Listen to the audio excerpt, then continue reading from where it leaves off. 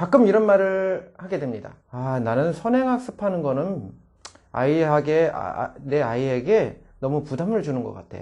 선행학습 별로 좋지 않아. 그냥 학교 순서대로만 잘 갈 수 있도록만 하면 되지. 뭘 선행학습을 그렇게 하고 그래. 힘들게. 응? 정부에서도 선행학습 그렇게 좋아하지 않아. 바람직하지 않아. 라고 말할 수 있습니다. 예, 저도 거기에 어느 정도는 동의합니다. 그런데 선행학습이라는 정의가 과연 무엇일까요? 우리 초등학교, 중학교, 고등학교 영어를 한번 생각해 봅시다. 선행학습이란 무엇일까? 천재적인 아이 같은 경우는 초등학교 1학년 때 벌써 거를 배우고, 중학교 때 벌써 이제 토플이나 토익을 마스터하고, 이런 얘기들이 나올 겁니다. 예. 이런 것들이 만약에 아이에게 많은 부담이 가고, 또 엄청난 그 격차를 벌여가면서 선행학습을 하게 되는 것 같죠. 그런데 그것이 아이에게 부담이 된다면, 그리고 억지로 엄마가 아빠가 억지로 막 쑤셔넣어서 정말 격차를 많이 벌인다. 예를 들어 초등학생이 벌써 고등학교 수능 거를 한다. 굉장한 선행학습이라고 저는 생각하고 있습니다. 네, 이런 부분들은 정말 그렇게 좋지 않은 것 같습니다. 물론 그 부분에 맞게 아이가 그렇게 천재적인 재능을 보여주고 또 정말 하고 싶고 그렇다면, 물론 힘들겠지만 하고 싶고 그렇다면, 꿈이 있다면 그 아이에게 맞춰주는 것도 당연한 거죠. 그럼 그게 선행학습을 하더라도 그건 나쁜 건 아니죠. 그러나 억지로 쑤셔넣고 많은 자본을 투자해가면서 그냥 아이를 너무 힘들게 하는 거, 그리고 아이의 성향에 맞지 않게, 아이의 그 실력에 맞지 않게 너무 과부하를 시키는 것 자체가 선행학습이라고 할 수 있겠죠. 그런데 여기서 좀만 더 들어가서 한번 보도록 합니다. 우리가 진짜 이렇게 흔히 말하는 것들이 초등학생들이 중학교를 배우고 중학생들이 고등학교를 배우는 것이 정말 선행학습일까요? 우리 교육 현실을 한번 보자는 겁니다. 저는 이것이 선행학습이라고 보지 않습니다. 우리 교육 현실을 봅시다. 영어만 보겠습니다. 영어의 종류가 있습니다. 초등 영어가 있고 중등 영어가 있고 고등 영어가 있습니다. 초등 영어 이 정도만 하면 돼요. 그런데 중등 영어는 이 중간 텀이 없이 바로 올라갑니다. 그러면 이 중간 텀을 어떻게 메꿀 겁니까? 학교 과정만 따라가면 메꿀 수가 없어요. 중간 과정 텀이 이만큼이 없는데 중학교 과정이 이만큼 들어가야 돼요. 그러면 초등 과정만 충실하게 따랐다가 갑자기 중학교 올라가니까 이만큼이 없는데 중학교 과정을 이만큼 들어가니까 못 알아듣는 겁니다. 중학교 과정이 이만큼인데 고등학교 과정에 딱 올라가면 더 많은 이만한 과정이 없이 고등학교 과정에 올라갑니다. 그럼 이거는 어떻게 채울 겁니까? 그러면 이 빈 공간이 무엇일까를 한번 고민해 보자는 겁니다.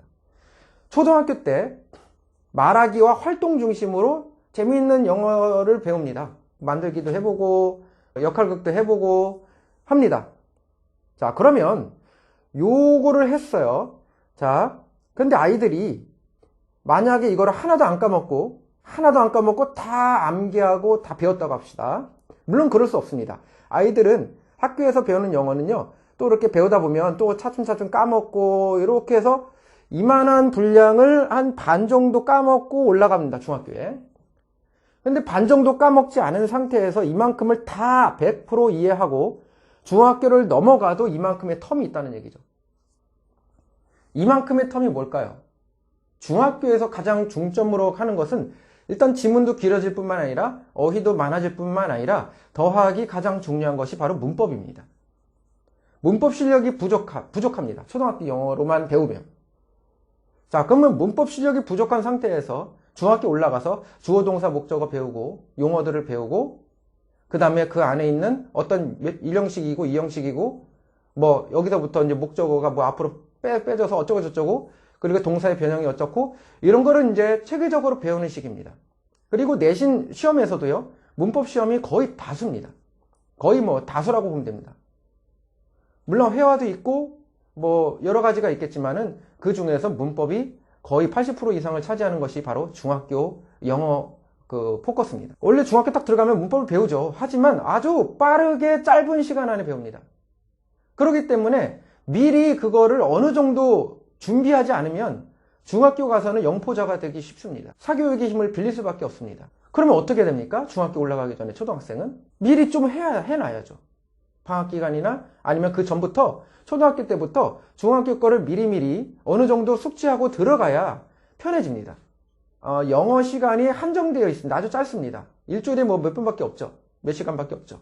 초등에서 중등으로 넘어갈 때 이만한 문법적인 갭이 발생하게 되고요. 물론 어휘도 있겠죠. 그리고 독해력도 있겠죠. 네, 이런 부분들이 실력 차이가 편차가 이게 큽니다. 그래서 초등학교 때에서 중학교 넘어가기 전에 우리가 소위 말하는 선행을 좀 해야 됩니다. 근데 중요한 것은 저는 이건 선행이라고 보지 않습니다. 초등학교 때 이만큼을 다 100% 이해하고 중학교 넘어가서도 이만큼의 갭이 있고 중학교로 넘어가는데 모든 많은 학생들은요. 초등학교 배운 것을 이만큼 거의 뭐 20, 30%는 까먹죠. 많은 부분은 거의 뭐 50% 까먹고 막 이래요. 그러면 이게 뭐가 필요합니까? 복습이 필요한 거죠. 복습이. 자, 복습입니다. 이만큼의 복습을 해서 100%를 완성하고 물론 100%는 아니겠지만 그 정도로 완성하고 중학교로 넘어가도 이만큼의 갭이 있는데 그럼 이만큼의 갭을 어떻게 채웁니까? 예습을 하는 거예요. 우리가 말하는 것은 바로 예습과 복습을 얘기하는 겁니다. 그런데 이 예습을 선행이라고 폄하하는 사람들이 많습니다. 저는 이거는 예습이라고 생각하지 선행이라고 생각하지 않습니다. 그래서 예습을 철저히 해서 중학교 들어가서 이제 편해져야 되니까 이만큼의 갭을 채운 후에 예습을 채운 후에 들어가서 배우는 겁니다. 용어들이라든지 이런 부분들을 잘 이해하는 거죠. 수업 시간에. 이것이 바로 예습과 복습이라고 저는 생각하는 겁니다. 이거를 선행이라고 말하시면 저는 아니라고 생각합니다. 그러면 중학교를 이제 아주 내신도 100점 맞고 아주 수월하게 문법도 많이 배웠습니다. 독해도 많이 배우고 그러한 훈련들을 해왔어요. 그래서 영어에 자신감이 생겼습니다. 나는 100점짜리다. 이런 생각을 하고 이제 고등학교를 들어갔습니다. 중학교 때 만점을 받은 학생이 있습니다. 이만큼을 다 배웠다는 얘기예요. 물론 까먹을 수 있죠. 하지만 복습을 통해서 잘 준비를 했습니다. 이제 고등학교 올라가도 이상이 없겠다라고 생각하고 고등학교 올라갔는데 시험이 30점이 나왔습니다. 왜? 고등학교는요, 갭이 중학교만큼이나 올라가 있어요. 이 갭입니다, 갭. 그 위에 고등학생 그 과정이 올라가는 거예요. 갑자기 중학교랑 확연하게 다른 문제의 유형이 나오고요. 두 번째는 그 양이 어마어마합니다. 고등학교 내신뿐만이 아니라 교과서뿐만이 아니라 수능을 잘 봐야 되기 때문에 수능 모의고사까지 첨부가 되어서 여러 가지 프린트물 첨부가 되어서 시험 문제 방도가 넓어지고요. 중학교와 다른 문제 유형으로 넘어갑니다. 그러면 중학교와 고등학교 사이에 이만한 갭, 이게 과연 무엇일까요? 아까 말했던 초등학교와 중학교 사이의 갭은 상당한 부분은 문법입니다. 그리고 어휘, 이런 부분이에요. 하지만 그 문법과 어휘 부분을 잘 잡은 상태에서 고등학교를 넘어가야 됩니다. 그런데 고등학교 넘어가기 전에 고등학교 거를 미리 모의고사든 뭐든 간에 미리 예습이 필요한 겁니다. 그 예습은 가장 중요한 것은 바로 문법이 아닙니다. 이제는 그 문법과 어휘 모든 것을 활용하여서 책을 읽어야 돼요. 책을. 고등학교 문제는요, 지문이 길어요. 수능이라고 생각하면 됩니다. 그 영어로 된 책을 읽고요. 그거를 해석하는 게 아니라 그거를 해석을 해서 이 저자가 이 문장에서 말하고 하자 하는 그 요지를 제대로 파악해야 돼요. 중학교 때는 문법 문제, 어법 문제로 지문을 보고선 틀린 어법이 무엇인가 고르시오. 이것은 투부정사의 무슨 용법인지 고르시오. 이렇게 나왔다면, 문법적으로, 어법적으로 나왔다면 고등학교는 그거를 통틀어서 이 지문에서 말하는 요지가 무엇인지를 제대로, 문해력의 힘이 필요한 거죠. 제대로 파악하는 겁니다. 그래서 주제를 찾아야 되고요. 그 다음에 빈칸 추론을 해서 여기에 들어가 알맞은 말이 무엇일까? 이건 다 뭡니까?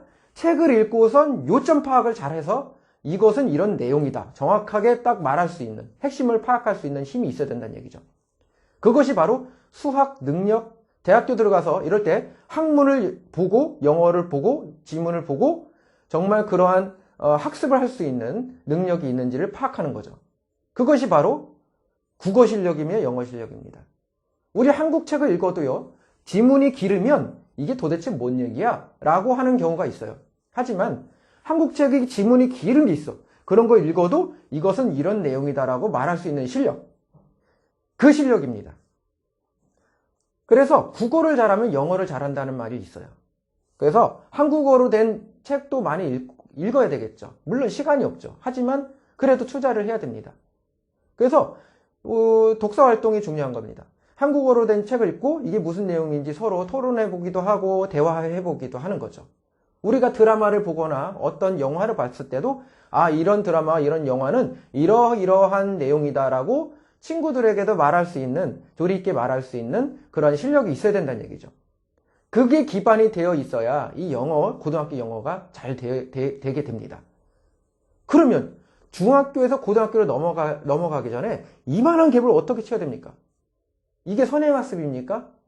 우리 교과 과정 자체가 이 갭이 있어요. 이게 쭉 연결되는 게 아닙니다. 갭이 있어요. 그 갭이 있는 이유가 있습니다. 첫 번째는 학교에서 배우는 그 영어의 그 영어를 배우는 시간이 현저하게 작습니다. 학원에서 일주일간 매일 와서 2시간씩 매일 와서 배우는 양과 학교에서 한 달 내내 하는 양보다 학원에서 하는 양이 더 많아요. 일주일만 하는 게.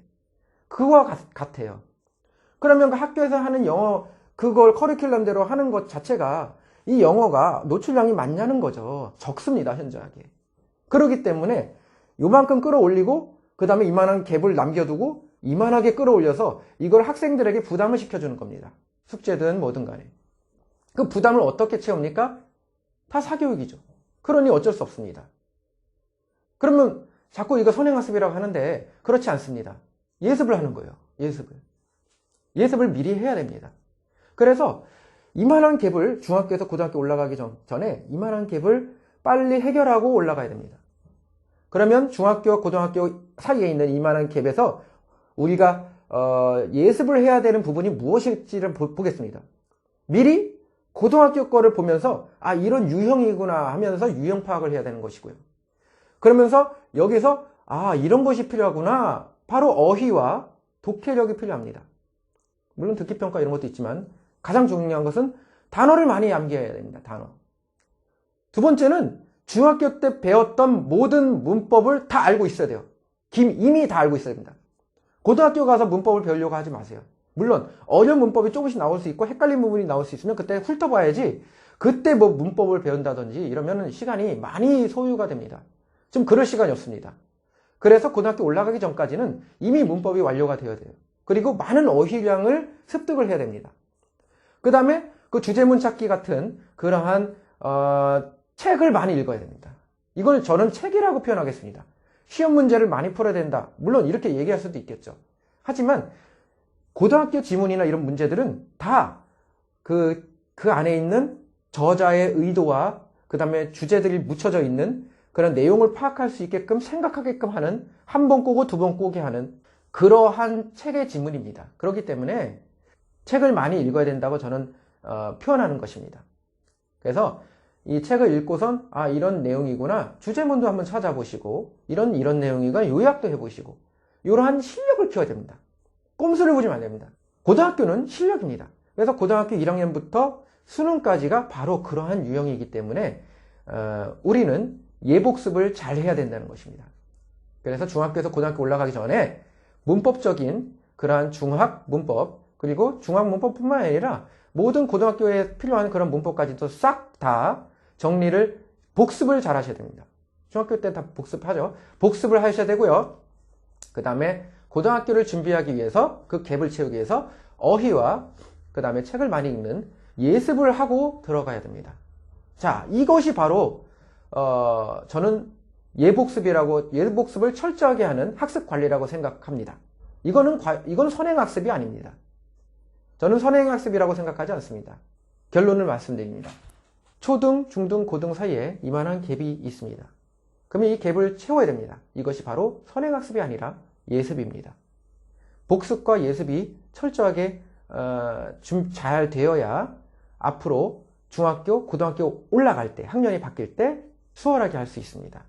그러므로 우리가 간단하게 생각했던 그런 선행이라는 단어가 아님을 알 수 있습니다. 예습과 복습으로 용어를 바꿔주시고 생각을 바꿔주셔서 조금씩 아이가 편안하게 자랄 수 있도록 많은 협조와 부탁을 드립니다. 감사합니다.